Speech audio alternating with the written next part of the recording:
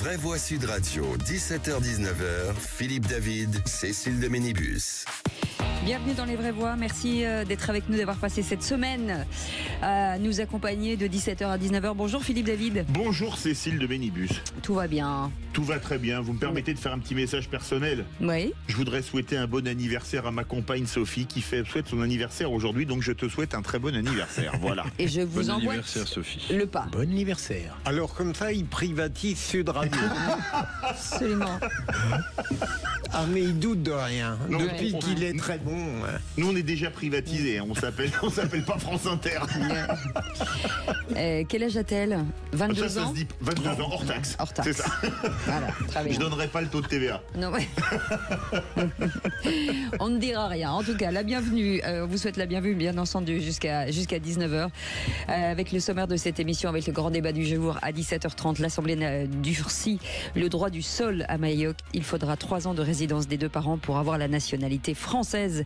Gérald Darmanin souhaite aller plus loin au niveau national via un référendum où la présidentielle, François Bayrou, prône un débat plus large et sur ce qu'est être français. Alors parlons vrai, est-ce que notre code de la nationalité actuel n'est pas un accélérateur d'immigration clandestine, notamment à Mayotte et en Guyane française, qu'on oublie peut-être un peu trop? Et à cette question, nationalité, faut-il durcir le droit du sol sur l'ensemble du territoire? Vous dites oui à 96%, vous voulez réagir, Aude attend vos appels ainsi que les vraies voix au 0826 300 300. Et vous allez adorer le nom de cette avocate spécialisée en droit de la nationalité. Elle s'appelle Anne de Grasse. Elle sera avec nous dans quelques instants. Et puis le coup de projecteur des vraies voix à 18h40. Le tribunal administratif de Melun libère l'influenceur algérien Doualem, annule son obligation de quitter le territoire et condamne l'État à lui verser 1200 €. Doualem était au cœur d'un bras de fer diplomatique. Suite à ses appels à la violence, le ministre de l'Intérieur souhaite faire appel. Alors parlons vrai, ce jugement vous semble-t-il incompréhensible? Et à la question, 1200 € d'indemnité pour Doualem, la justice joue-t-elle contre notre sécurité? Vous dites oui à 95%, vous voulez réagir, le 0826 300 300. Et nous sommes ensemble jusqu'à 19h. On vous souhaite la bienvenue. Les vraies voix Sud Radio. Avec autour de cette table, bien entendu, Philippe Bilger, pardon. Bonsoir Philippe Bilger. Bonsoir mes Bonsoir. animateurs. Avec Eric Revel qui est avec nous, éditorialiste Bonsoir, de Sud Radio. Cécile. Bonsoir. Bonsoir à tous. Merci d'être là. René Chiche, rédacteur en chef du groupe Entreprendre. Cécile. On a la même couleur de pull, vous et moi. Oui. Hein Oui, un c'est petit- vrai. C'est une Petit signe, info, quoi. c'est quoi? C'est un Non, je sais scoop? pas, une petite. C'est une nouvelle capitale. Ah oui, hein. c'est- Absolument. Ah oui, c'est un truc de fou. Mais je trouve que ça va mieux à Cécile qu'à vous, René. Ah bah oui. Ça, Ouais. c'est des bons dégoûts. Hein. Écoutez. Si on pouvait quitter cette conversation vestimentaire et aller au Grande 0826 conversation. 300 qui intéresse tout le monde, bien sûr. Avec Patricia qui est avec nous de Montpellier. Bonsoir, Patricia. Bonsoir. Bonsoir à vous, ravi d'être avec vous aujourd'hui. Vous vouliez réagir sur cette intervention de l'élève avocate Lilia Bouziane avec Bruno Retailleau, c'était sur LCI. Oui, alors tout à fait. Alors moi, je vais réagir pourquoi? Parce que normalement, je devrais même pas. Parce que bon, c'est finalement, c'est tellement naturel. Voilà, il y a une jeune fille qui débat face à Bruno Retailleau. Mais ce qui était sympa, je trouve, c'est que elle s'est très bien départie de tout ce qui était dit. Bon, on voit Alors que ce qui c'est est une future important pour ceux qui avocate, ne l'ont pas vu, Oui. c'est que cette jeune fille qui est étudiante au barreau Oui, je l'étudiante était, pas. était voilée en fait. Oui, Absolument. oui. Voilà, bon, c'est ça. Alors justement, c'est dommage de le dire, parce que finalement, bon, elle est voilée. Ok, c'est très bien. Mais bon, c'est pour ça que j'en parle, parce que effectivement, il faut quand même en parler pour montrer cette qualité qu'elle a eue. Voilà, elle s'est pas démontée face à tout ce qui a été dit. Et finalement, même sur la question fatidique, moi, c'est ça qui m'a plu. Mais que ferez-vous demain si vous avez une fille et que cette fille finalement se dit, mais moi, je voudrais pas me marier avec un musulman, mais peut-être avec un chrétien ou un juif, pourquoi pas, ou même un athée. Elle a dit, moi, je l'accepterai, même si je sais que l'islam, face à ça, est contre, mais finalement, moi, humaine, moi, maman, je l'accepterai. Donc, ça a un peu mis fin à cette stigmatisation qu'on a toujours de penser que ça y est, on est musulman, on est différent. Il faut savoir que même chez les chrétiens et les juifs, on a les mêmes façons de penser. Mettez face à ça un chrétien qui voudrait justement que son enfant se marie aussi avec un chrétien, vous voyez, donc on est toujours dans cette même situation. Et voilà, et on est face à ça, et toutes les différences sont les mêmes. Aller, par exemple, au Brésil, vous mettez un monokini, voilà, on vous regardera bizarrement et on va même presque vous assassiner. Vous voyez, parce que c'est interdit. Et pourtant, on est au Brésil. Donc voilà, c'est vraiment une histoire banale, finalement. Après, Philippe Bilger. Si j'ai droit à un peu d'ironie, au Brésil, le monokini est une obligation. Non, alors sachez que le monokini n'est pas du tout accepté au Brésil. Il faut le savoir, si vous faites du topless. Attention, quoi. Voilà, oui, pardon, c'était pas mon. Non, mais je sur le vêtement là. Je n'ai pas le même enthousiasme que vous sur l'intervention de la future avocatière. Elle a du talent, je l'admets. Elle a beaucoup de bagou. Elle a donné l'impression de répliquer au ministre de l'Intérieur, mais j'ai été moins, mais peut-être suis-je trop favorable à la cause de Bruno Retailleau dans le dialogue qu'il avait avec elle. Bon, il faut reconnaître qu'elle est quand même assez brillante, qu'elle a quand même de l'éloquence. C'était calme comme conversation. Mais en même temps, c'est quand même une habituée des plateaux télé. Hein. On l'a vu très très souvent dans l'émission de Cyril Hanouna, Touche pas à mon poste. Donc elle a l'habitude comme tant d'autres gens. Donc finalement, elle fait partie. Non, mais elle a l'habitude. Attendez, bougez pas, Patricia, bougez pas. Bonne cliente de médias, Éric Revel. Alors moi j'ai pas vu la scène. Bon, moi la question que je poserais, c'est la question que je poserais au rédacteur en chef de l'émission sur LCI. Pourquoi est-ce qu'ils ont mis en face de Bruno Retailleau une femme voilée pour chercher un clash, pour montrer que les différences n'existaient pas? Bon, voilà, c'est un peu, pardonnez-moi, c'est un peu facile de vouloir. Je défends pas Mordicus Bruno Retailleau, mais je veux dire, bon, là vous êtes sûr que vous avez votre séquence dont tout le monde va parler, la séquence qui va buzzer, quoi qu'il arrive. Voilà. J'ai trouvé une étrange sélection des citoyens, mais ça c'est mon point de vue. C'est un panel qui est d'ailleurs le rédacteur en chef Nicolas Poincaré, qui travaille maintenant pour la société de production David Pujadas. Absolument. Qui produit l'émission. Mais David Pujadas, ça a été excellent. Hein. En tout cas, c'est resté une séquence très calme. Et ça, c'était plutôt agréable. Voilà, mais parce que le ministre est calme, objectivement. Absolument. Merci beaucoup, Patricia. Vous restez avec nous, puisqu'on vous garde jusqu'au grand débat du jour. Et qui c'est qui l'a dit. Dans un instant, le réquisitoire du procureur, mon cher Philippe. On a une Thatcher en France. Ah, très bien. On aura le nom dans un instant. On vous souhaite la bienvenue. On est ensemble jusqu'à 19h. Sud Radio. Parlons vrai. Sud Radio. Parlons vrai. Les vraies voix Sud Radio. 17h-19h. Philippe David, Cécile de Ménibus.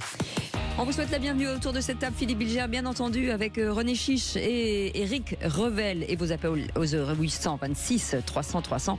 Dans un instant, les 3 mots de l'actu, ce sera avec Félix Mathieu. Bonsoir Félix. Bonsoir Cécile, bonsoir tout le monde. Et nous parlons de quoi De ce premier jour sous bracelet électronique pour Nicolas Sarkozy, de cette grève chez Lidl, c'est assez rare, et puis de l'Ukraine qui dit craindre que les sanctions de Donald Trump contre la Cour pénale internationale ne l'empêchent d'obtenir justice pour les crimes russes passés. La Cour pénale internationale visée par le président des États-Unis à cause de ses positions sur Gaza, de cette enquête ouverte pour crimes de guerre. En 3 mots, condamnation, grève et sanctions. On en parle dans un instant.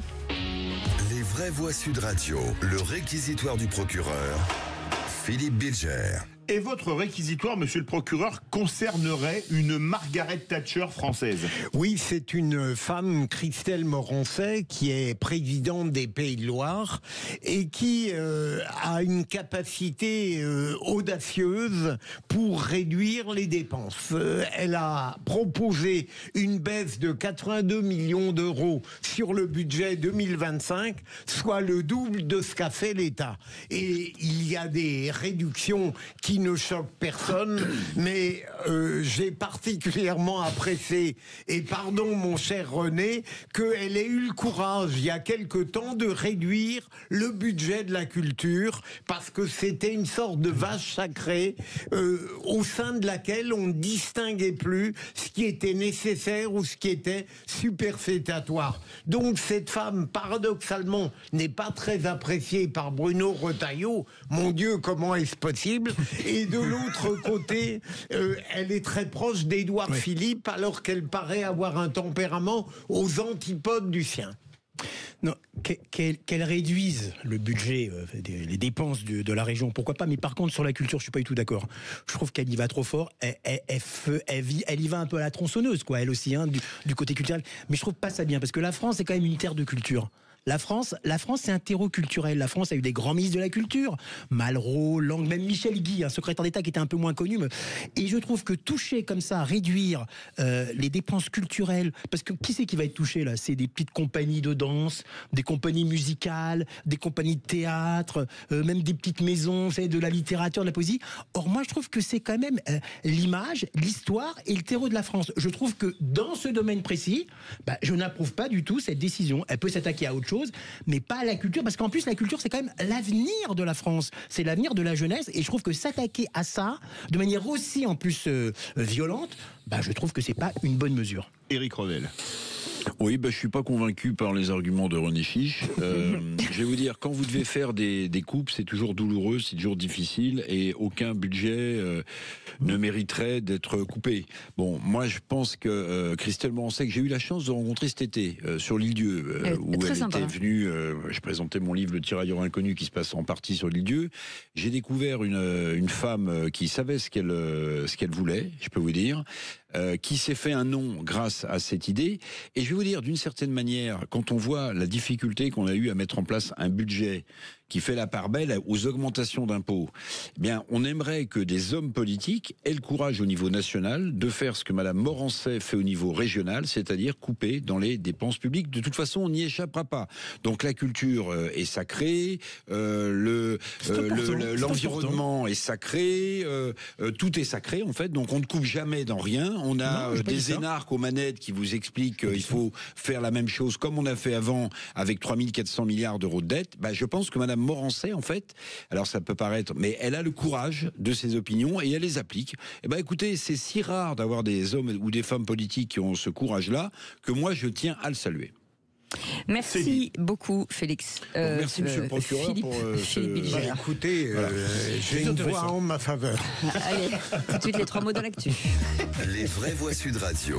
Avec 3 mots dans l'actu, Félix, qui sont condamnation, grève et sanctions. Difficile journée pour les ex. L'ancien président Nicolas Sarkozy reçoit son bracelet électronique et l'ancien ministre du Travail Olivier Dussopt condamné en appel pour favoritisme. Les rayons de la colère à Lidl avec un rare appel à une grève illimitée lancé par 5 syndicats aujourd'hui. Revalorisation salariale, conditions de travail. L'ouverture généralisée le dimanche a mis le feu aux caisses de Lidl. Et puis l'Ukraine dit craindre que les sanctions de Donald Trump contre la Cour pénale internationale ne l'empêchent d'obtenir justice pour les crimes russes passés. Le président des États-Unis interdit l'accès à son sol aux membres de la CPI à cause de ses enquêtes au sujet de Gaza. Les vraies voix Sud Radio. C'est désormais concret pour l'ancien président Nicolas Sarkozy. Son bracelet électronique a été posé en début d'après-midi à son domicile. L'ancien chef de l'État ne peut désormais quitter son domicile qu'entre 8h et 20h ou 21h30 selon les jours. C'est la suite judiciaire de sa condamnation dans l'affaire des écoutes. Sale temps pour les politiques au chapitre judiciaire. C'est aujourd'hui aussi qu'on apprend la condamnation en appel de l'ancien ministre du Travail, Olivier Dussopt, décidément. Quelle indignité. Personne n'a craqué. Personne n'a craqué. Alors rien à voir avec la réforme des retraites. Condamnation à 15 000 euros d'amende, dont 10 000 avec sursis pour favoritisme dans le marché de l'eau. Quand Olivier Dussopt était maire d'Annonay en Ardèche, c'était en 2009. Condamnation similaire aussi d'ailleurs de l'ex-directeur de la SOR pour recel de favoritisme. La SOR elle-même écope de 100 000 euros d'amende en tant que personne morale. Les 2 dirigeants et la société avaient été relaxés en première instance, mais la Cour d'appel de Paris estime donc que le cahier des charges et l'appel d'offres avait été ajusté sur mesure à l'époque pour permettre à cette société d'aménagement urbain et rural d'obtenir donc le marché de l'eau pour cette ville d'Annonay en Ardèche. Comme citoyen lecteur compulsif, j'avais été surpris par la relaxe d'Olivier Dussopt par le tribunal correctionnel. Et donc, ça me paraît normal. Sans que je connaisse le fond du dossier, bien sûr. Mais Éric Revel. Je ne suis pas sûr. Je ne connais pas non plus le fond du dossier. Je pense qu'il s'agissait de 2 lithographies de 250 euros 80 centimes. Bon, alors c'est sans doute une affaire de principe, mais... Contrepartie. Ouais, c'est pas... Mais d'ailleurs, une partie avec sursis, c'est pas... Bon, maintenant, c'est outre Dussopt, c'est comment Sarkozy. Ouais, Sarkozy. Le bracelet. Voilà, ça donne quand même une image d'un ex-président de la République. Surtout qu'il est au tribunal en ce moment même. En plus. Dans une autre affaire. Oui, dans une autre affaire, évidemment. Celui qui a posé le bracelet électronique au chef de l'État. Monsieur le Président, vous préférez la cheville gauche, la cheville droite. Je fais pas trop mal. Non, c'est vrai que c'est. Enfin, il faut se mettre aussi à sa place, ce qui lui arrive. Là, c'est la première fois qu'un ancien chef de l'État. Mais la justice est passée. En même temps, avant ça n'existait pas. Avant ça n'existait pas. Donc. Ils auraient peut-être pu en avoir aussi. Oui, il pourrait. Et qui met la France dans cet état, c'est pas la justice, comme le dit très bien René, c'est lui. René Chiche, on dit. René Chiche, bien sûr. Merci, monsieur. On vous traite avec toute la pompe désirable. Allez, le deuxième mot, cet appel rarissime à une grève illimitée à partir d'aujourd'hui chez Lidl. 5 syndicats réclament une revalorisation des salaires et une amélioration des conditions de travail.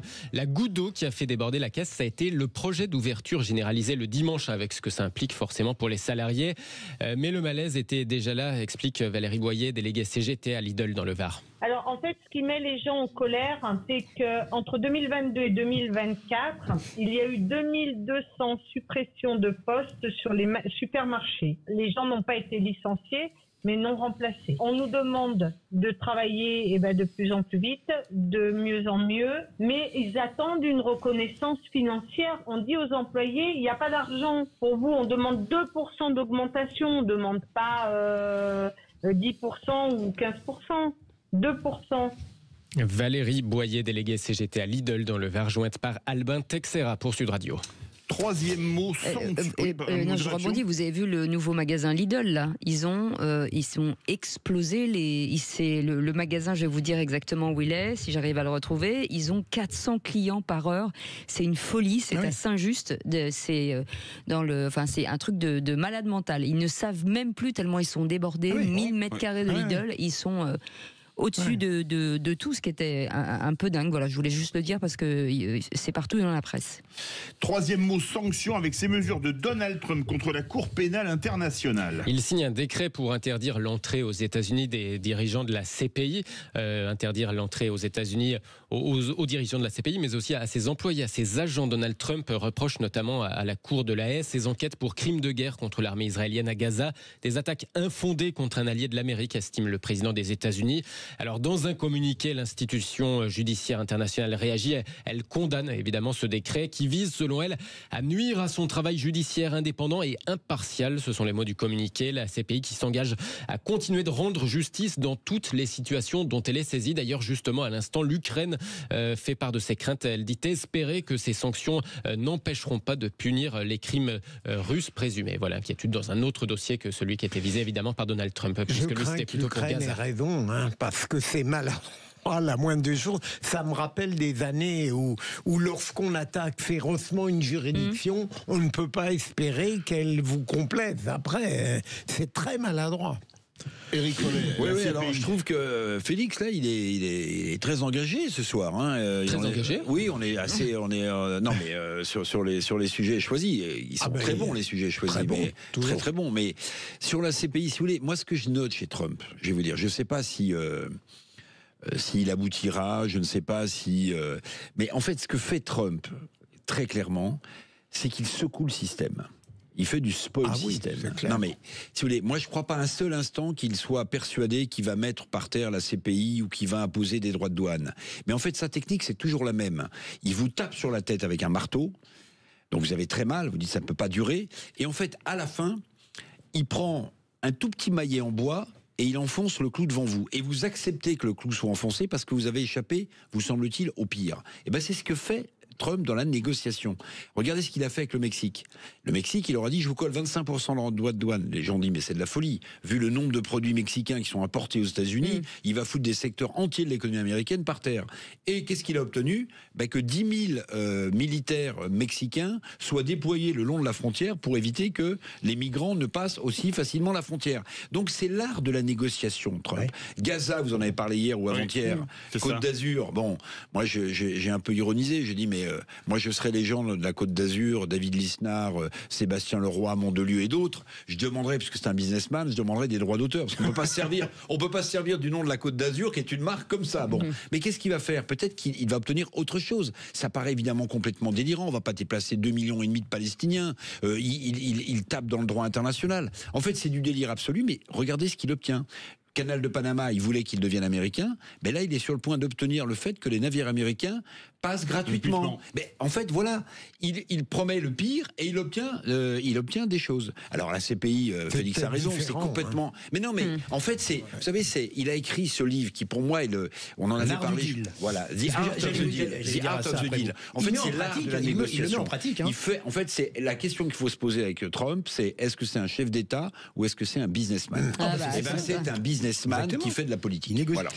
Merci beaucoup, Félix. Allez, vous rester avec nous dans un instant. J'ai choqué Félix là. Ouais. Pas du non, tout. non, mais c'était très pointu comme ça. Ça lui a fait sauter un bouton de sa chemise. C'est incroyable. Allez, restez avec nous. Dans un instant, l'Assemblée durcit le droit du sol à Mayotte. Darmanin veut généraliser. Bayrou plaide pour un débat sur l'identité.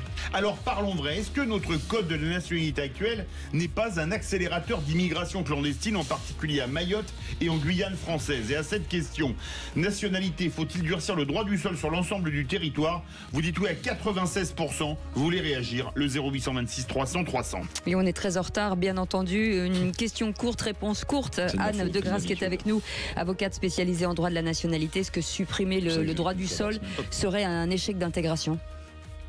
Écoutez, il y a 2 droits du sol, donc ça va être dur de répondre comme ça à la question. Eh ben, on en parle dans un instant. À tout de suite. 2 pour le prix d'un. Sud Radio. Sud Radio. Parlons vrai. Parlons vrai. Sud Radio. Les vraies voix Sud Radio, 17h-19h, Philippe David, Cécile de Ménibus. On vous souhaite la bienvenue et autour de cette belle table des fêtes aujourd'hui. Philippe Bilger, René Chiche. Bonsoir Cécile. Et oui, bonsoir monsieur, comment ça va ? Ça va ? Ça va et vous ? Oui, ça va très bien. Ça s'est bien passé ? Bonsoir monsieur, merci d'être avec nous. Et avec Revel. Allez tout de suite. C'est comme ça qu'on parle à la reine d'Angleterre. On dit madame. J'aime bien Madame. Madame. Non, madame. Ouais, madame. Quand on parle à la reine d'Angleterre. Non, mais moi, ça m'est jamais arrivé. Pour moi, c'est plutôt SAS. Je veux être simple. Et bonsoir Philippe David. Tout de suite, le grand débat du jour. Les vraies voix Sud Radio, le grand débat du jour. François, tu veux un chocolat chaud ou froid ? Tiède, maman. La présence des illégaux, nos compatriotes de Mayotte ne le supportent pas. Lorsque vous faites une restriction du droit de sol à Mayotte, c'est toute la République que vous mettez en danger. Excusez-moi. J'étais sur mon île avec la population qui n'a plus de toit, plus à manger, plus de services publics, avec rien. Excusez-moi. Maoré, Nafaranza. Mais personne dit ça. J'aime bien vous embrasser. Jamais de la vie. Je n'accepte pas que vous riez. Et l'Assemblée nationale durcit le ton sur le droit du sol à Mayotte. Il faudra 3 ans de résidence des parents pour avoir la nationalité française. Gérald Darmanin souhaite aller plus loin au niveau national via un référendum ou à la présidentielle. François Bayrou prône un débat plus large et sur ce qu'est être français. Alors parlons vrai, a-t-on mis le problème sous le tapis depuis la commission Marceau-Long à la fin des années 80 ? Et à cette question, nationalité, faut-il durcir le droit du sol sur l'ensemble du territoire ? Vous dites oui à 96%, vous voulez réagir ? Les vraies voix attendent vos appels au 0826 300 300. Et notre invitée Anne de Grasse, avocate spécialisée en droit de la nationalité, de la nationalité, oui, c'est exactement ça. Maître, bienvenue, merci d'être avec nous. Philippe Bilger. Alors bien sûr, je suis totalement d'accord avec ce qui est prévu pour Mayotte. Je serais également partisan de rendre plus sévère le droit du sol ailleurs qu'à Mayotte, puisque en définitive on n'ira pas jusqu'à substituer le droit du sang au droit du sol, et comment dire, et pourtant c'est fondamental de le durcir. Il y a tant de jeunes qui deviennent automatiquement français sans avoir le cœur ni l'esprit français, et c'est un grand drame. Et si j'ai droit à un peu d'ironie pour terminer, ce qui montre que je n'ai pas tort, c'est qu'on a entendu à nouveau Elisabeth Borne jouer contre son propre camp en critiquant bien sûr la proposition de Gérald Darmanin pour Mayotte. Elle l'a fait sur RTL, donc elle a l'habitude, elle critique Attal pour ce qu'il a fait de bien, elle critique Retailleau sur le foulard pour ce qu'il a fait de bien, et Darmanin, décidément, on se demande pourquoi elle est là. Mais alors moi, ce qui vient un peu dans ce sujet, c'est qu'on a l'impression que le droit du sol, c'est quelque chose d'automatique. C'est pas le cas du tout. C'est un droit qui est quand même déjà très encadré et qui est conditionné. On n'a pas le droit du sol automatique. Hein. C'est encadré, c'est conditionné. Donc c'est à mon avis un faux débat quand même. C'est pas parce qu'on est en France que ce droit du sol, d'ailleurs ce droit du sol c'est quelque chose qui n'existe pas vraiment, parce que c'est pas dans la Constitution, c'est pas constitutionnel le droit du sol. Donc c'est une sorte de concept comme ça. Mais voilà. C'est pas un concept comme ça, mais on fait un peu croire aux gens que le fait de naître en France fait automatiquement de vous un Français. C'est pas vrai. Il faut plusieurs années de résidence, il faut aussi démontrer qu'il faut faire la demande, c'est pas quelque chose d'automatique. Donc moi je ne suis pas... Ne confondez pas la nationalité française et le droit du sol. Non mais oui, vous avez raison, excusez-moi.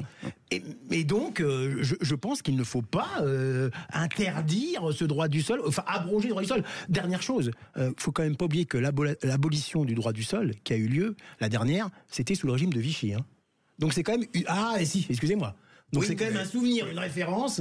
Mais dans ces cas-là, Vichy a fait la fête des mères, faut abroger la fête des mères. Non, je parle du droit du sol. Puis dans ces cas-là, vu que la démographie française est au plus bas depuis 1945, faut surtout pas mettre en place une politique de la natalité, parce que c'est Vichy qui en avait mis en place. Si vous voulez, non, mais moi j'attends d'écouter notre invité spécialiste, le juge de paix, parce que si vous voulez, moi je vois quand même une chose, c'est que juste après le cyclone à Mayotte, qu'est-ce qui s'est passé ? Les gens, les Comoriens qui fuient la misère, c'est très bien, c'est entendu.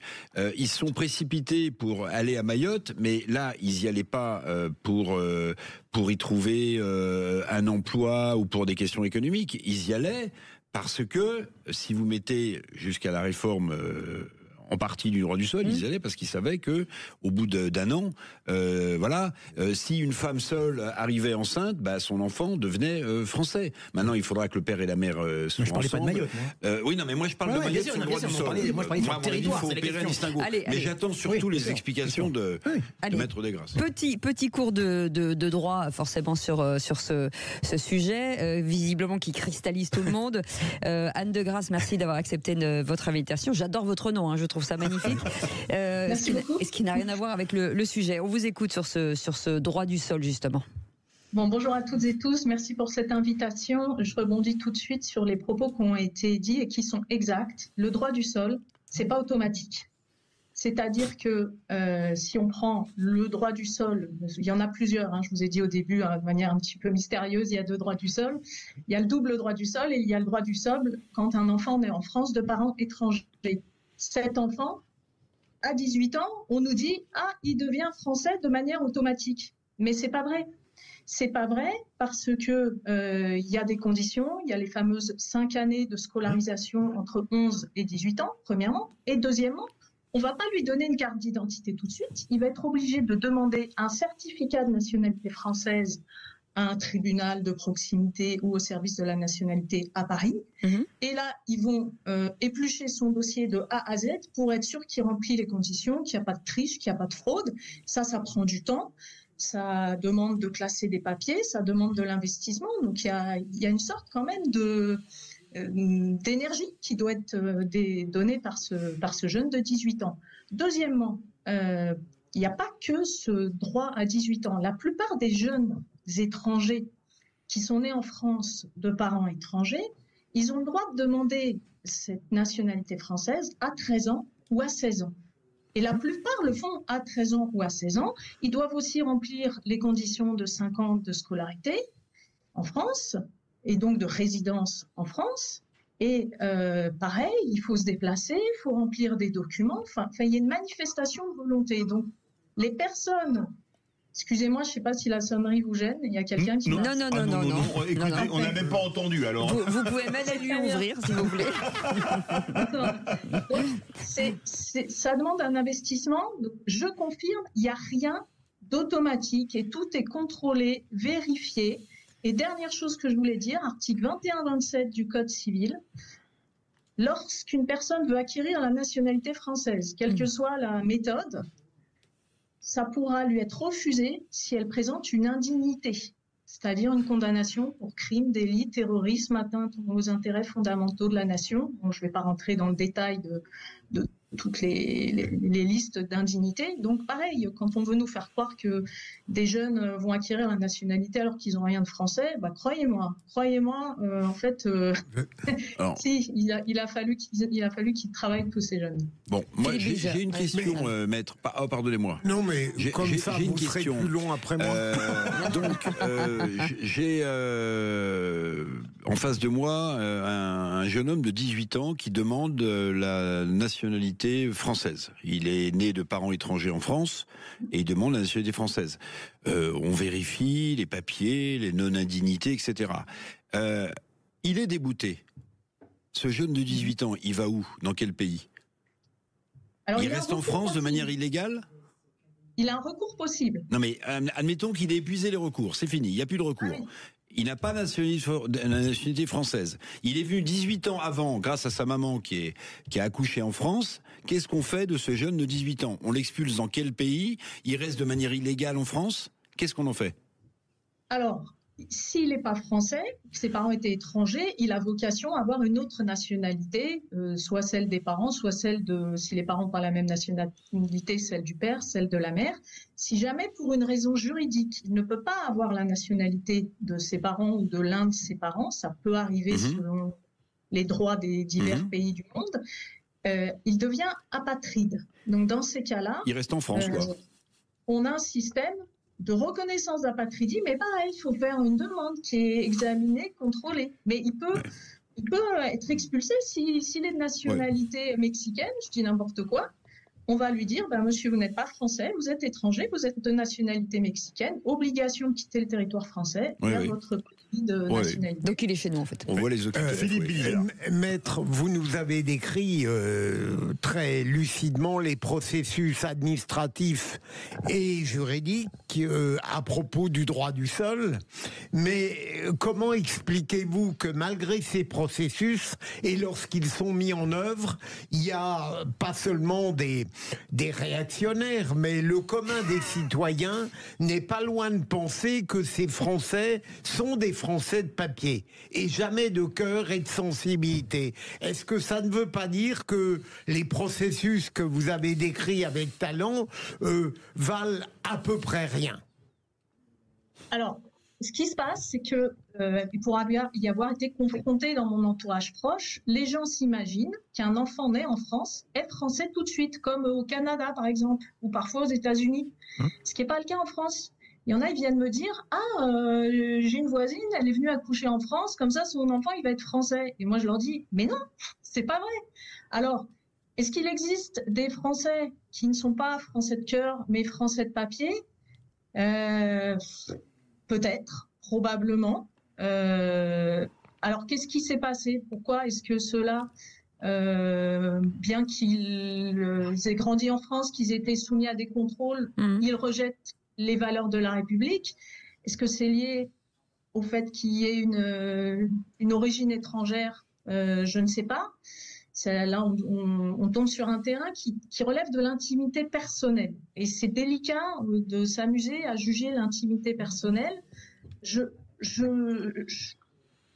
crois quand même que finalement, ceux qui tombent dans ce rejet de la France ne sont pas forcément ceux qui ont été soumis à des contrôles. Parfois, ce sont plus des Français qui sont nés français tout de suite. C'est le double droit du sol dont je vous parlais. Je vous disais, il y a deux droits du sol. Il y a le droit du sol simple, ceux qui vont devoir mériter de devenir français. Et il y a le double droit du sol. Je suis né en France, de parents nés en France. Dès que je viens au monde, je suis français. Et je suis français sans même l'avoir cherché.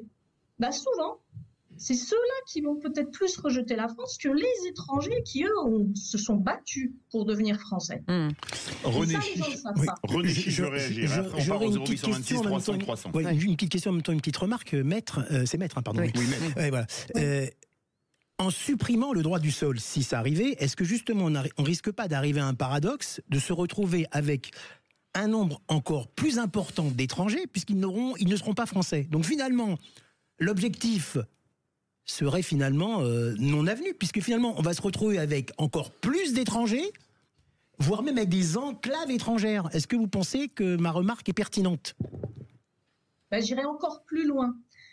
comme les étrangers qui veulent devenir français. Ils doivent se battre pour devenir français. Ils doivent bien apprendre le français, avoir le niveau B1 pour ceux qui font ça par décret. Ils doivent montrer leur assimilation. Finalement, et alors que je vous disais il y a 2 minutes, c'est parfois ceux qui sont nés en France, de parents nés en France et qui vont pas s'être battus pour être français, qui peuvent la rejeter. Hein. Je ne dis pas que tout le monde fait ça, hein, surtout que mes propos ne soient pas déformés. On va arriver à l'objectif inverse.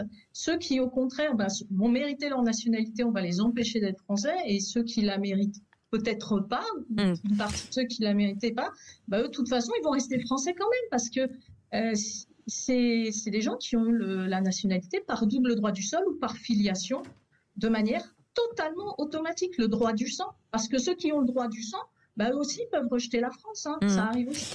Allez, le 0826 300 300, Patricia qui est avec nous. Rebonsoir, Patricia. Oui, bonsoir. Vous vouliez On réagir? vous écoute. Oui, alors moi, qu'est-ce que j'en pense? Je me dis que finalement, c'est un non-sujet, vu tout ce qu'on entend, puisque un enfant qui naît en France n'a pas automatiquement la nationalité française. Le problème, c'est plus une histoire de sécurité. Je pense qu'à un moment donné, on doit se poser d'autres questions. C'est pas grave d'être français, de pas être français. Quel est le problème? Qui, nous, en tant que Français, on peut prétendre que d'autres personnes n'ont pas le droit de l'être? Vous voyez, donc moi je pense que c'est plus une question d'humain, une question d'implication. Effectivement, il y a des Français qui aiment pas la France. Et il y a des non-Français qui aiment la France. Donc le sujet n'est pas là. Le sujet est ailleurs. Alors le sujet est ailleurs pour vous, Patricia. Je voudrais poser une question à Maître Degrasse. Comment dire, quand quelqu'un, par exemple, naît en France, on prend le cas de Mayotte. Est-ce que les parents, sachant que l'enfant est né en France, sont expulsables ou pas ? Alors qu'ils sont parents d'un enfant né en France. C'est ça la question qui se pose. Alors, parents d'enfants français, normalement, les parents ont droit automatiquement à un titre de séjour. Alors, attention, le droit à Mayotte, le droit des étrangers à Mayotte, je ne suis plus dans le droit de la nationalité, là je suis dans le droit des étrangers, donc tout ce qui concerne droit de titre de séjour. C'est un droit un petit peu spécifique. Hein. On n'applique pas toujours le même droit à Mayotte et en France, ce qui est en métropole. Très surprenant. Un peu comme en France, mais métropole, mais prenez la Réunion, prenez la Guyane. C'est étonnant de se dire qu'on n'a pas le même droit partout, mais indépendamment de ça, parents d'enfants français, ils ont droit à une carte de séjour. Alors, sous réserve, il faudrait que je relise les dispositions relatives à Mayotte, sous réserve d'éventuelles dispositions spécifiques. C'est quand même formidable. C'est quand même formidable. Vous venez de manière illégale des Comores à Mayotte, vous venez pour accoucher à Mayotte. Votre enfant va peut-être être français, en tout cas il est né sur le sol français. Donc vous avez un titre de séjour, c'est formidable. C'est formidable. Écoutez, à ce rythme-là, je vais vous dire, il vaut mieux effectivement que Mayotte soit rattachée aux Comores définitivement. Je pense que au moins les choses seront claires. Là, il y a plus de sujet là. Mais attendez, si vous avez un titre de séjour, c'est pour ça que je posais la question. C'est une très bonne question. Et en France métropolitaine. Allez, merci beaucoup Anne Degrasse, avocate spécialisée en droit de la nationalité. Mais merci beaucoup, vous restez avec nous dans un instant. Le qui c'est qui l'a dit avec Patricia, on revient dans un instant, on fait une petite pause. Sud Radio, votre attention est notre plus belle récompense. D'abord, je voudrais vous féliciter, André Berkoff, pour les invités que vous faites venir. Vraiment, votre émission, si elle n'existait pas, il faudrait l'inventer. Sud Radio, parlons vrai. Les vraies voix Sud Radio, 17h-19h, Philippe David, Cécile de Ménibus. Retour des vraies voix pour ce qu'il faut bien appeler le moment clé de l'émission. Avec évidemment Cécile de Ménibus, dont on connaît les connivences arbitrales avec Philippe Bilger. Oui, ça c'est vrai. C'est vrai. Les plus vrai, vous avez gagné. Et de l'autre côté, mais Philippe Bilger, arrêtez de dire que ça n'est plus vrai, ça n'a jamais été vrai. Et de l'autre côté, ils vont croire qu'on triche. Éric Revel et René Chiche, la culture, qui ont peur d'être une fois de plus les dindons de la farce. Qui se signale que la semaine dernière j'ai gagné. Oui, c'est vrai. Normal, j'étais pas là. Par hasard. Mais les deux que vous avez cités sont près de l'arbitre discutable. De toute toute façon. C'est qui l'arbitre discutable? C'est vous. Bah, c'est celui qui parle. Allez, Patricia, vous nous lancez le jingle, s'il vous plaît. Vas-y, Pat. Allez, c'est qui l'a dit? C'est pas moi, mais c'est qui alors? Le quiz de l'actu. Écoutez bien, Patricia, 3 points. Pour l'extrême gauche, la question, pardon, la queue du droit. La question du droit du sol. Passer une mauvaise nuit. Est devenue. Ah non, je recommence. Pour l'extrême gauche, la question du droit du sol est devenue un totem. C'est une députée qu'on a entendue dans le jingle du débat. Langocha? J'ai réfléchi. Non, c'est pas le nom. Je pense Langocha. Allez-y. Estelle Youssoufa. Bonne réponse. Ouais, en plus, voilà. Cyril Crevel, député de Mayotte. Qui c'est T'as dit pas 3 points, là, 3 points? Maintenant, il n'y a plus de 3 Allez, points. je vous laisse faire maintenant, je ne suis pas dernier. C'est qui l'a dit? Patricia à 3 points. Il est immoral d'être milliardaire. Édouard Philippe. Attendez. Non. Patricia? Langocha?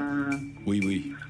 Bernard-Henri Lévy. Jean-Luc Mélenchon. Bonne réponse d'Éric Revel. Je suis spécialisé chez les Mais fils. vous voulez casser. Oui. Non, mais on m'a dit pas de café sur la table. On m'a pas dit que j'avais pas le droit de taper. Non, vous avez le droit, vous avez le droit. Question c'est qui l'a dit 3 points sur la colonisation. Les Algériens pourraient nous être reconnaissants. Patricia. Macron. Non. Chenu. Non. Retailleau. Non. Il s'est présenté au présidentiel. Dupont-Aignan. Bonne réponse de René Zemmour, Éric Zemmour. Mais il a pas donné le prénom. Qui c'est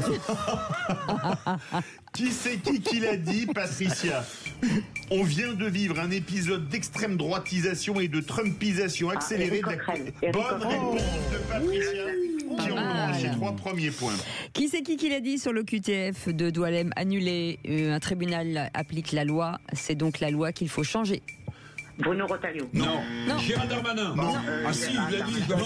Non, c'est un autre. Non. Alors c'est qui là? Ça c'est le truc de Philippe. Oui, lui aussi il l'a dit. J'ai faim. Ah bah machin l'a dit. Mais tout le monde l'a dit. Non, Gérald Darmanin, il l'a dit hier. Non. Non. Vous trichez. Non. C'est un député. Un député, oui, mais Ça d'accord. finit comme Dupond-Moretti. Monsieur Dupont-Magnan. Monsieur Jacobelli. Bonne réponse de Philippe Bilger. Jacobelli. Bon, Platini, non. 3 points. Titi. Qui c'est à moi? C'est à vous, là, Ah ouais. oui. Qui Il y c'est a encore qui l'a combien de dit questions, sur là le QTF Doualem annulé? On a bâti un Combien de échafaudage juridique qui désarme l'État régalien. Bruno Retailleau. Bonne réponse de Patricia. Elle est forte, hein? Allez, Patricia, elle est forte. très hein. bonne. Ouais. Qui c'est qui l'a dit, Patricia? Je ne suis pas austéritaire, mais une nation qui s'endette est une nation qui s'abandonne. Reprenons notre destin en main. Patricia. Ça, c'est un faux Je cul. sais pas, ça c'est Ah, il a fait de la politique. Macron. Non, il a Moscovici. été... C'était ce Bonne matin. réponse de René Chiche et c'était ce matin sur Sud C'est la Radio. dernière Vous avez regardé la feuille? Non, il a regardé. Mais non, mais Non, je l'ai surveillé. Non, je regarde les yeux, Philippe. Non, les deux. Je ne suis pas Mais elle est Philippe où, Bilger, la je ne suis pas feuille tricheur. Elle est là. Elle est là, la feuille. Oui. Mais non, j'ai même pas, je te jure. Allez, qui c'est qui l'a dit 3 points sur la surtaxe des grandes entreprises et des plus grosses fortunes. C'était prévu pour 2 ans, mais ce ne sera que sur 1 an seulement. Patricia. Borne. Non. Lombard. Bonne réponse de Philippe Bilger. La classe, il n'a pas besoin d'hurler, Philippe Et Bilger. alors là, je peux vous dire, jamais arrivé. on est vraiment dans le money time, je crois que c'est jamais arrivé. Chaque vraie voix, plus évidemment Patricia, ont exactement le même nombre de points. Oui, mais. Non, il n'a pas triché. Non, je te promets. Pour une fois. Je sais pour même une pas. fois. Qui c'est qui Mais elle est où la liste là des réponses? Elle est là. Qui c'est qui l'a dit à 3 points? Je ne fais pas de lien entre la délinquance et l'immigration, mais les chiffres parlent d'eux-mêmes. Je sais. Patricia. Je sais. C'est quoi le début de la question? Je ne fais Peu pas importe. de lien entre la délinquance et l'immigration, mais les chiffres parlent d'eux-mêmes. Mais non, pas peu importe. Ça Patricia. peut être quoi? C'est un Tanguy. Laurent Nunez. Bonne réponse de Le préfet de René police de Chiche, Paris, ancien Laurent Nunez. ministre. Bravo, René. Qui c'est qui l'a dit 3 Il y points? a trop de questions là. Ah, mais j'ai pas gagné là? Mais Non, non. Bah il en oui. reste une. Écoutez bien, J'égalise. sur les tests de drogue sur les députés, je trouve ça ridicule. Patricia. Darmanin. Non. Madame Braun-Pivet. Bonne réponse. Mais tu n'as pas dit le prénom. Tu n'as pas dit le prénom. Non, mais tu l'as mis le prénom. Alors, excusez-moi. Ça pourrait être son mari. Oui, c'est exactement. Il faut nous départager, là. Alors non, c'était vraiment un qui c'est qui l'a dit d'anthologie. Éric Revel et René Chiche à 9 points. Patricia et Philippe Bilger à 6 points. Il y a des doublettes. Il y a des doublettes, mais on peut dire que c'était beau. Bravo. Moi, je dis bravo, Patricia. Bravo. Merci. Elle a très bien lancé. Extraordinaire. Merci beaucoup, Patricia. Je crois que je me suis pété la main. On espère qu'il fait beau à Montpellier. Oui, c'est toujours beau, mais il pleut en ce moment. Eh ben, très bien. C'est très bien. C'est bien pour les plantes. Et on vous embrasse très fort. Et bonne année. Merci. Moi aussi, je vous embrasse. Beaucoup. Bonne année. À très bientôt. Allez, dans un instant, le journal. Philippe David aussi avec son coup de gueule. Et puis la météo. Philippe David, le coup de gueule, c'est ? Ce serait peut-être pas mal de réfléchir avant d'agir. Allez, on en parle dans un instant. Soyez les bienvenus. On est ensemble jusqu'à 19h.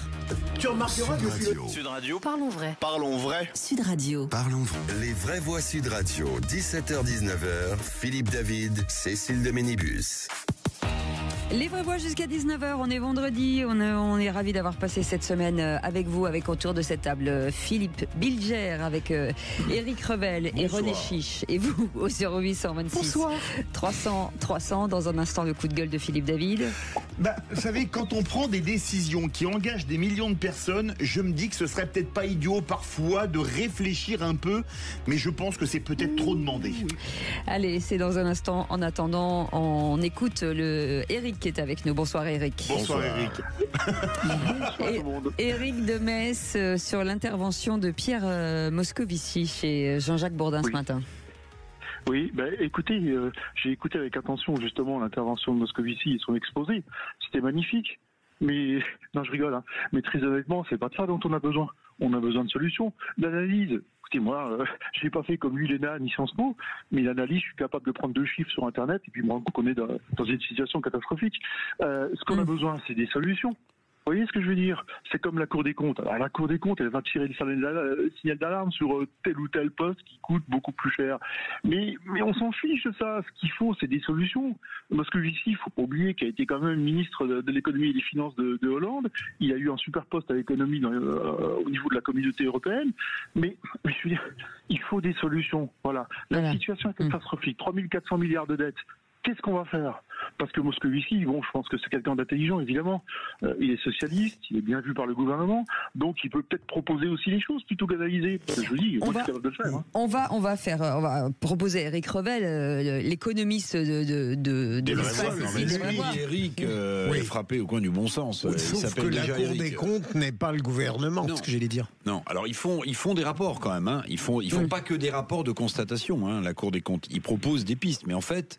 Même si Pierre Moscovici, on n'a pas parlé ce matin dans l'interview de Jean-Jacques Bourdin sur Sud Radio, mais en fait, ces rapports, ils n'ont aucune, ils sont pas contraignants. L'État en fait ce qu'il souhaite et il n'en fait pas grand-chose. Moi, je vais vous donner ma position, mais Éric, vous donnerez la vôtre. C'est que je pense qu'on ne pourra pas sortir de la situation budgétaire et financière catastrophique dans laquelle on est si on ne réforme pas l'État.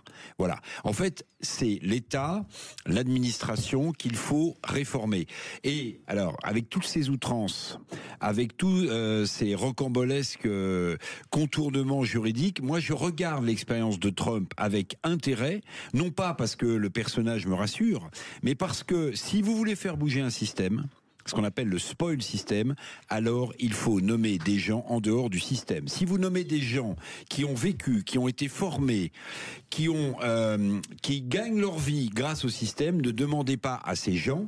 En France, c'est plutôt les énarques, c'est plutôt cette oligarchie-là. Ne leur demandez pas de réformer le système. Si vous voulez réformer un système, il faut nommer des gens hors du système. Voilà. Et c'est de ce point de vue-là que je trouve l'expérience de Trump, avec toutes ses outrances, c'est intéressante. Parce que là où il nomme des gens, on se dit, mais que viennent faire ces gens-là? Que vient faire Musk pour réformer les dépenses fédérales? C'est précisément parce qu'il est en dehors du système qu'il va peut-être proposer des solutions complètement aberrantes, mais qui fonctionneront. Nous, on a toujours les mêmes depuis 40 ans, qui font partie du système, qui sont formés par le système, donc qui ne peuvent pas réformer le système. Philippe Bilger. J'étais un peu long, pardonnez-moi, monsieur le magistrat. Je pensais, pour réformer les chroniqueurs, il faut choisir des chroniqueurs hors du système. René Chiche mais est plus court. Oui, non, mais ce que dit Eric, c'est vrai ce que disait Philippe, Pierre Moscovici n'est pas aux manettes. Dans la Cour des comptes. Ça a été un bon ministre de l'économie, hein. Contrairement à si, ça a été un bon ministre de l'économie. Et il avait alerté déjà, il y a ça remonte à 2012-2013. D'ailleurs, il est parti à cause de ça, sur trop d'impôts. C'était l'un des premiers à alerter, non seulement Hollande, mais même la communauté politique sur ça. Donc maintenant, lui, il fait des rapports et il est plutôt quand même assez critique, hein, je trouve, sur la Cour des comptes. Malheureusement. Contrairement. Non, mais il est assez critique. Donc, contrairement à ce que vous avez cru, les rapports n'étaient pas ceux que vous croyez, dont parlait Eric. Bref, en tout cas, Eric demande du résultat et il n'a pas tort. Il a raison. Et voilà, c'est ça. Merci beaucoup, Eric, de nous avoir contactés. Et merci pour votre message. Dans un instant, le tour de table de l'actu des vraies voix avec Philippe Bilger. Ercilia Soudet. Ah, René Chiche. Aucun rapport. Les secrets du Monopoly. Ah bah écoutez, très bien. Eric Revel. Un séisme dans le monde syndical agricole avec la percée de la coordination rurale face à la FNSEA. Absolument, on en parle dans un instant, soyez les bienvenus. On est ensemble avec Philippe David et nos 3 mastodons du jour jusqu'à 19h. À tout de suite. Sud Radio. Sud Radio. Parlons vrai. Parlons vrai. Sud Radio. Parlons vrai. Les vraies voix Sud Radio, 17h-19h, Philippe David, Cécile de Ménibus. Les vraies voix jusqu'à 19h, chers amis, avec Philippe Bilger, avec René Chiche, avec... bonsoir Cécile. Pardon. N'importe quoi. Bonsoir. Eric Revel est avec nous et bien entendu Philippe David avec le coup de gueule. Les vraies voix Sud Radio. Comme d'habitude, je vais remettre le clocher au milieu du village, un village au sein duquel les responsables politiques seraient vraiment responsables et ne feraient pas tout et n'importe quoi de manière abracadabrantesque. Pourquoi ce village ? Parce que l'actualité nous montre que, année après année, on fait n'importe quoi, que ce soit au niveau local, mais surtout national, sans aucune concertation, et qu'il faut parfois faire marche arrière à toute vitesse, tant des décisions idiotes ont été prises. Ainsi, cette semaine avait été décidée en douce la baisse du seuil de TVA pour les auto-entrepreneurs. Vu le tollé de cette décision stupide, on a fait marche arrière toute. N'aurait-il pas été mieux, et surtout plus intelligent, afin de gagner du temps, de l'énergie et de l'argent, de ne pas prendre une décision stupide. Toujours cette semaine, mais au niveau local, les Franciliens ont appris que la file de gauche du périphérique allait être réservée à certaines heures au covoiturage et au transport public. Une décision prise sans aucune concertation, puisque le syndicat des transports et des manutentionnaires de l'Île-de-France, que nous recevions hier soir dans les vraies voix qui font rouler la France, a appris cette nouvelle par voie de presse. Une décision très intelligente puisque le président de ce syndicat l'a dit au micro de Sud Radio, il va devoir faire rouler 2 camions au lieu d'un, ce qui créera un surcoût et doublera la pollution. Les écologistes de la mairie de Paris vont être heureux. Si vous ajoutez les lois iniques qui ont créé le DPE pour les logements, DPE dont le mode de calcul est délirant et qui rend inlouable des centaines de milliers de biens, ajoutant de la pénurie à la pénurie, et celle sur les ZFE, rendant les agglomérations inaccessibles à des millions de Français, vous dites strike. Alors dans notre pays, on a le record de lois non appliquées. Est-ce qu'il ne serait pas temps d'en faire moins, de les appliquer et surtout, mais je sais que c'est probablement trop demandé, de faire des études d'impact a priori et pas a posteriori. Une fois que les dégâts sont faits, plutôt que de réparer, si on commençait par ne pas casser, on gagnerait beaucoup de temps, ça éviterait de gaspiller un pognon de dingue et comme disait Georges Pompidou, d'emmerder les Français. Très bien. Vous avez raison, Philippe. Ce que je n'arrive pas à comprendre, et on l'a souvent dit ici, comment se fait-il lorsqu'on prend une disposition, qu'on fait voter une loi, que on n'examine pas les conséquences de la loi. C'est trop demandé. Non, mais réellement, c'est un mystère pour moi sur le plan de la politique ou de l'administration française. Oui, très bien ce que vous avez dit. Concernant en particulier les auto-entrepreneurs, d'ailleurs le gouvernement a suspendu, je crois, sa mesure. Oui. Mais c'est incroyable de ne pas se rendre compte des choses pratiques. Ça, c'est vrai. Ça, le gouvernement a pris cette décision sans sans aucun recul. Et c'est vrai que, et d'ailleurs, ce qui devrait aussi réformer pour les auto-entrepreneurs, c'est que, et pour les indépendants aussi d'ailleurs, c'est que lorsqu'ils n'ont plus d'activité, etc., ces gens-là, je ne sais pas si le grand public le sait, n'a pas le droit au chômage, n'a droit à rien. C'est incroyable. J'ai l'exemple d'une jeune femme en communication qui n'a plus du tout d'activité et qui se retrouve depuis 4-5 mois, mais sans zéro indemnité. Sans rien. Et ça, je trouve que oui, ça c'est une réforme que les gouvernements devraient envisager quand même. Ça concerne la vie des Français, ça vraiment. Éric Revel, toutes ces mesures où on doit faire, on se dit mais c'est catastrophique, mais tant pis. Mais vous avez tout dit, mais si vous voulez, c'est la grande différence entre les gens qui gèrent l'État et les gens qui gèrent une entreprise. Les gens qui gèrent une entreprise, c'est leur argent, ils font des études.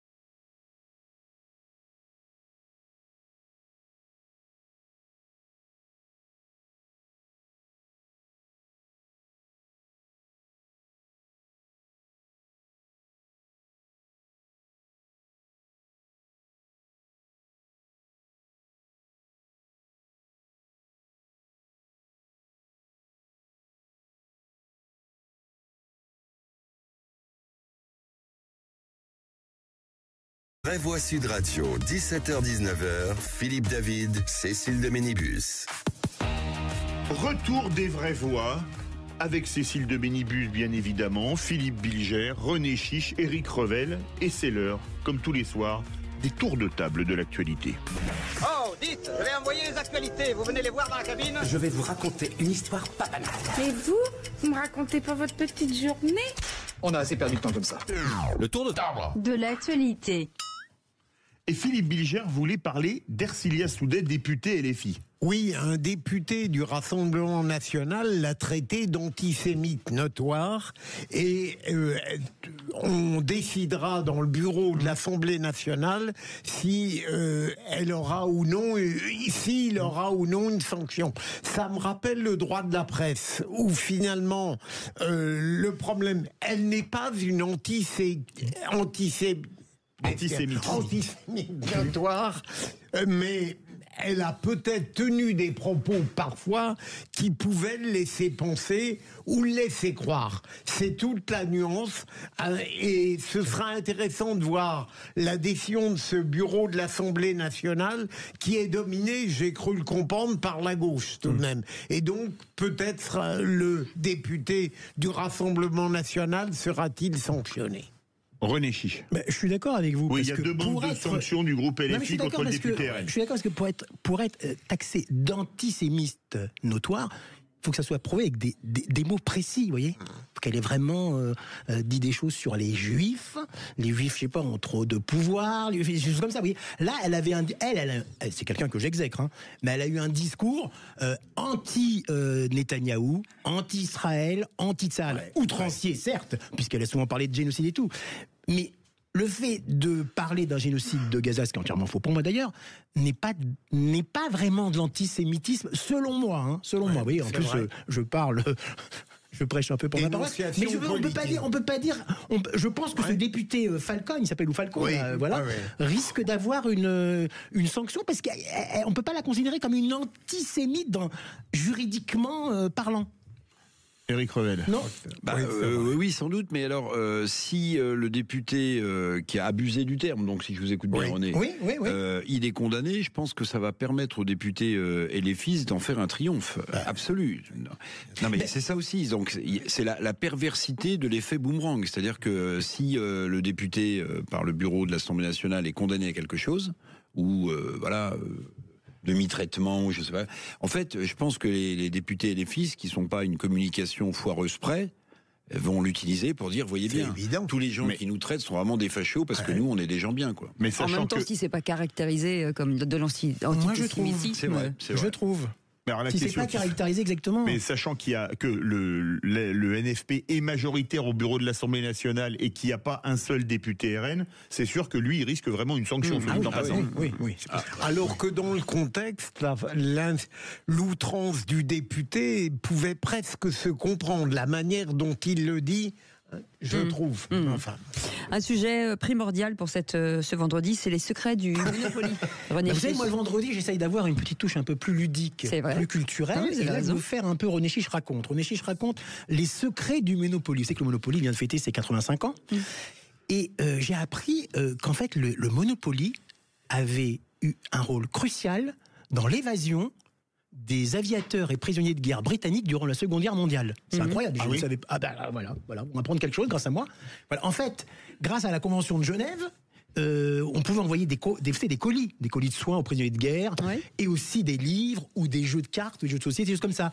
Et pour les Allemands, c'est tout à fait possible parce qu'au contraire, ils étaient heureux que les prisonniers reçoivent ça parce que ils disaient, ils reçoivent des choses, ils vont être occupés, ils n'auront pas envie de penser à des évasions. Or, les services secrets britanniques ont eu l'idée d'utiliser le Monopoly parce que d'abord les droits appartenaient à un Anglais qui s'appelait John Wellington à l'époque.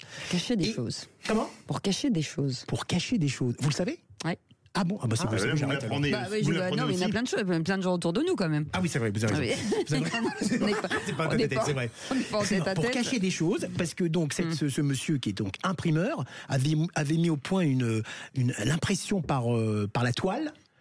Ce qui permet, grâce à ça, de camoufler des cartes. Parce que quand c'est du papier tout simple, ça risque de se froisser, ça risque d'être abîmé, etc.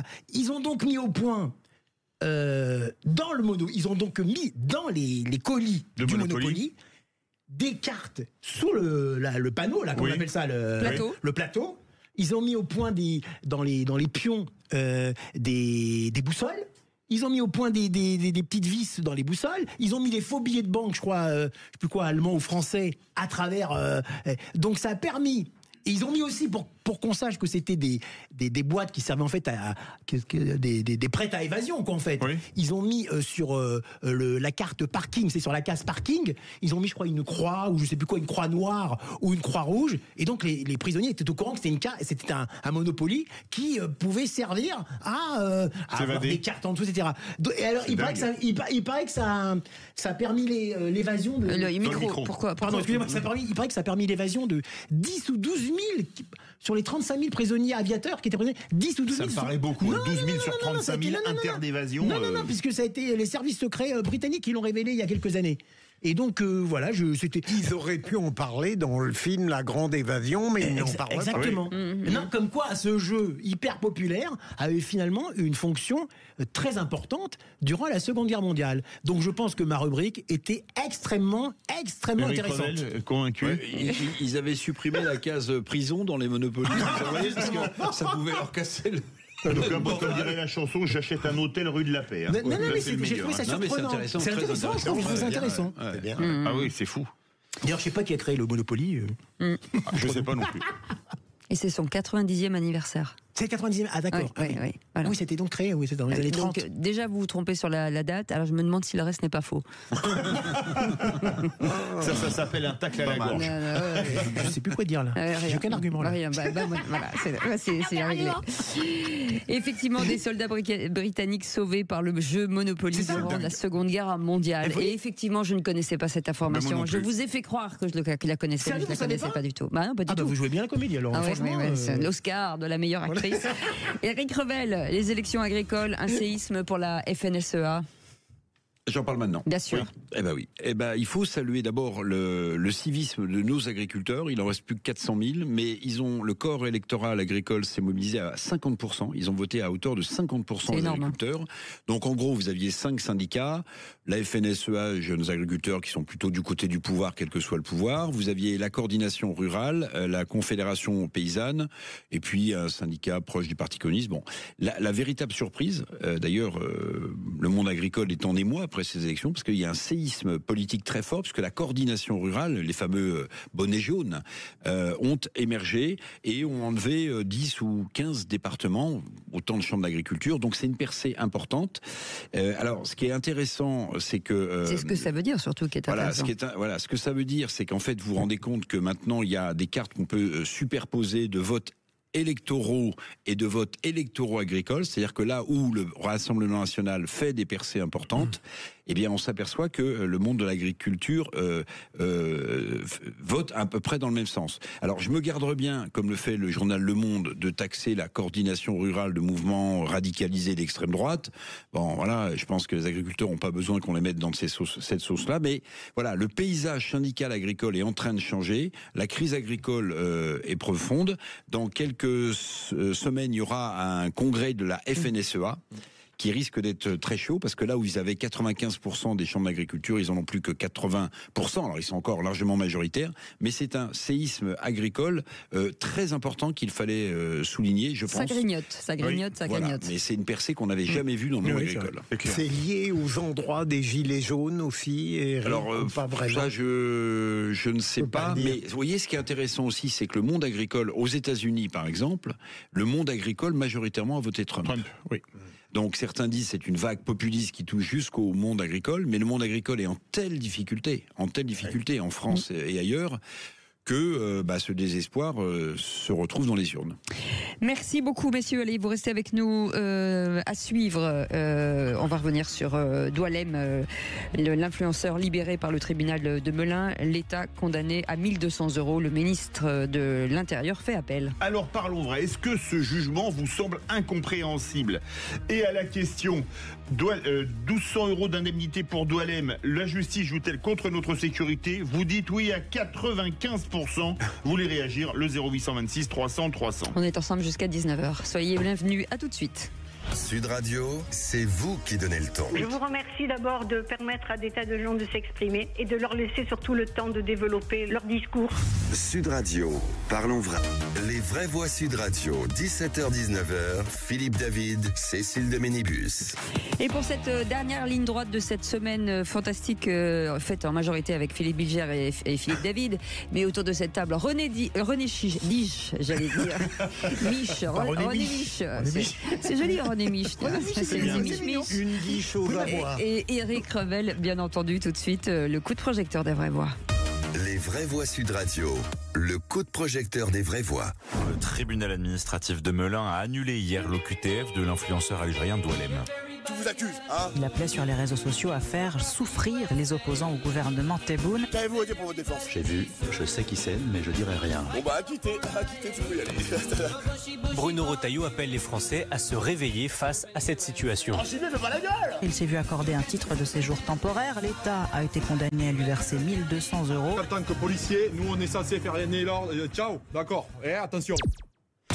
Le tribunal administratif de Melun libère donc l'influenceur algérien Doualem qui annule son obligation de quitter le territoire et condamne l'État à lui verser 1 200 €. Doualem était au cœur d'un bras de fer diplomatique suite à ses appels à la violence. Le ministère de l'Intérieur va donc faire appel. Alors parlons vrai. Est-ce que cette décision est un camouflet pour Bruno Retailleau? 1200 € d'indemnité pour Doualem. La justice joue-t-elle contre notre sécurité? Vous dites oui à 95%. Vous voulez réagir, le 0826 300 300. Philippe Bilger, il y a quand même de quoi être sous le choc quand même. Absolument, j'allais dire, empiétant le terrain de notre cher Philippe David, j'allais dire je m'indigne. Mais en réalité, dans la configuration de notre démocratie, tout ce qui se passe là est scandaleusement logique. C'est-à-dire qu'on a l'intérêt national qu'a évoqué le ministre de l'Intérieur hier avec, en effet, les propos haineux de ce Doualem. On a son expulsion qui a été battue en brèche. Et de l'autre côté, on a une juridiction administrative, un état de droit. Si on continue comme ça, on aura toujours les mêmes problèmes. Alors, entre l'état de droit et l'intérêt national, est-ce qu'à un moment donné, peut-être, on aura le droit de se demander s'il ne faut pas changer l'état de droit? Sinon, ça va durer comme ça tout le temps. Alors moi, Philippe, la question que je voulais vous poser, c'est est-ce que c'est l'application de la loi, donc l'état du droit, peut-être plutôt que l'état de droit, mais l'état du droit, ou est-ce que c'est une interprétation d'un magistrat qui, idéologiquement, aurait un biais? Moi, non pas que je sois un spécialiste, j'ai suivi comme vous tous cette affaire, je pense tout de même que là, sur l'urgence absolue et sur la suite, le tribunal administratif a pris une décision, malheureusement, enfin j'allais dire, qui ne me semble pas idéologique ni partisane. Et donc je crains que demain ce soit pareil. Bon, on peut être que dépité par cette décision de la Cour du tribunal administratif. Bon, malheureusement, c'est la loi. C'est la loi. C'est l'article, je sais pas combien là, de la loi. C'est comme quand le code civil, on a par exemple l'article 700. C'est quand on gagne un procès, on nous rembourse. Là, c'est ce qu'ils ont fait, la Cour administrative, pour les 1 200 €. Ils nous remboursaient les frais de justice, en fait. Ça correspond à ça. Oui, c'est ça. On est d'accord. Mais moi, oui, je vais mettre un peu les pieds dans le plat. Je trouve quand même, vous l'avez dit un peu dans votre introduction, cher Philippe, je trouve que c'est quand même, moi je trouve que c'est un camouflet pour Retailleau. C'est un grand camouflet pour Retailleau. Non pas pour la France, mais je trouve que personnellement, je ne sais pas comment ça se passe, mais je trouve qu'il a peut-être pas, lui et ses équipes, je sais pas, ils ont peut-être pas assez verrouillé cette histoire. Il a des conseillers juridiques quand même, Bruno Retailleau. Comment se fait-il qu'on en arrive là? Parce que là, vraiment, oui, là, c'est une véritable humiliation d'en arriver là. D'un autre côté, il va être jugé devant le tribunal correctionnel à Montpellier, c'est le 24 février prochain, pour provocation à commettre un délit. Oui. Alors d'un côté, on sait qu'il a fait quelque chose qui est quand même assez épouvantable, et d'un autre, on lui rend 1 200 €. C'est quand même assez. Alors les 1 200 €, vraiment... René l'a très bien expliqué. Mais quand même. Donc il faut changer ça. Il faut changer cette loi, c'est ça aussi. C'est ça le problème, c'est qu'il faut changer ça. Mais pour changer, il faut changer la loi. Ce serait très simple. Or, il n'y a pas actuellement, et je ne sais pas s'il y a une majorité qui pourrait changer cette loi. Mais Philippe Bilger, vous qui êtes ancien haut magistrat. Le tribunal administratif, c'est qui les juges du tribunal administratif? Ce sont des juges qui ont fait l'ENA et qui donc ne pas des sortent juges... pas dans les premiers, quoi, en gros. Mais il y a des gens très estimables, des conseillers, et ensuite l'appel, c'est le Conseil d'État. D'accord. Voilà. Donc c'est aussi des hauts fonctionnaires. Voilà, enfin ils sont très libres, hein, beaucoup plus semble-t-il que dans l'univers judiciaire. Et ils ont un avancement à l'ancienneté, donc ils sont plus indépendants, mais paraît-il que l'ordre judiciaire. Mais le ministre de l'Intérieur fait appel de cette décision. Oui, bien sûr. Donc en cas de victoire du ministère de l'Intérieur, est-ce que les 1 200 €, qui sont absolument intolérables, ça qu'on entend là, vont être remboursés par Doualem? Je pense. Non, théoriquement, l'appel est suspensif. Donc, si l'appel est suspensif, vous ne payez pas les 1 200 €, que ce soit l'État ou pas. Oui, ce serait la moindre des choses. La moindre des choses, sachant que l'appel est suspensif. Mais est-ce que ça prouve pas que notre état de droit, quelque part, nous désarme, y compris face à des types comme Doualem, qui tiennent quand même des propos, comme Cécile le disait, mais inacceptables? Est-ce qu'on n'est pas désarmé par nous-mêmes? Mais vous savez, moi, je vais parler de Boualem Sansal en même temps, qui est toujours retenu dans les geôles algériennes, l'Algérie étant une dictature militaire. Nous, on est une démocratie. Et une démocratie, c'est fait avec des forces et des faiblesses. Respecter le droit, c'est une grande force pour tout à chacun. Mais c'est aussi, dans des cas comme cela, une incroyable faiblesse, parce que M. Tebboune, en Algérie, quand il décide de choper à la sortie de son avion Boualem Sansal, il le fait sans que son bras ne tremble, et il n'a pas de loi à respecter, puisque en fait il décide de ce qu'il veut. Et évidemment, et que les juges font ce que oui, mais ce type de régime est condamnable. Nous, on a la faiblesse de cette loi qui n'est plus appropriée au cas qu'on doit traiter. Mais en même temps, avoir un État qui est structuré par des lois, c'est quand même rassurant, me semble-t-il. Oui, mais il y a un moment, on en parle souvent, pas seulement sur le plan administratif, même le plan. Je pense que notre état de droit est devenu ingérable à force de sophistication, comme si en réalité on voulait tout sauf être efficace. Il n'est pas normal qu'un homme qui a été si haineux à l'égard de la France et qui a déjà eu des histoires avant reste. Non, il y a quelque chose de paradoxal, voire d'incongru entre cet état du droit ou de droit face à ce haineux. Mais un tribunal devrait pouvoir supplanter l'autre. Enfin, c'est-à-dire que les propos graves qu'il a tenus à l'encontre de la France, et en tout cas de certains, en disant qu'il fallait les tuer, les machins, les trucs, devraient supplanter le tribunal administratif. C'est ça qui est fou. C'est peut-être ce qui va se passer, Cécile, mais on appelle, ça va prendre un certain temps. En attendant, il est dehors. Donc voilà. Mais alors, malheureusement encore, pour Bruno Retailleau, ça montre quand même une certaine impuissance politique.